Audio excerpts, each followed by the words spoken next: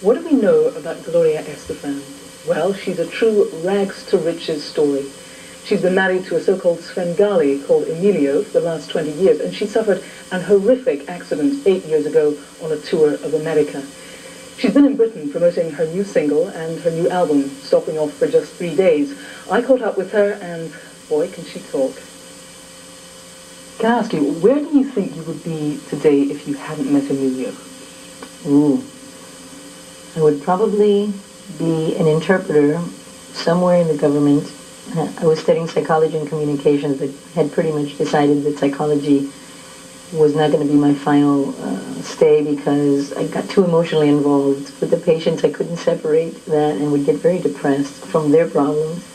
But I studied French, minor, and I loved the language. I had been accepted to Sorbonne, and I was about to go off and study French there and study international law and languages, so somewhere along those lines. Explain to me how you met.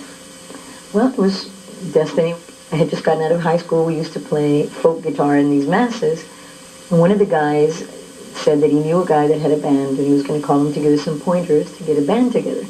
So in comes Emilio in these short little shorts and his accordion, which of course I noticed his hands and his tush, because those are my two favorite body parts. And he walked in. I thought he was really cute, whatever. He did his thing. He gave us the pointers and that. So 3 months after this, in the summer, my mother dragged me to a wedding of a friend of hers that I did not want to go to. I go in the door and I see this band playing, and I see this guy playing Do the Hustle on the accordion, which I thought very brave. And they had so much charisma because you could tell they were really enjoying themselves. So I bumped into him in the doorway and we remembered each other. I remember you, you're this girl that sang. You go, yeah.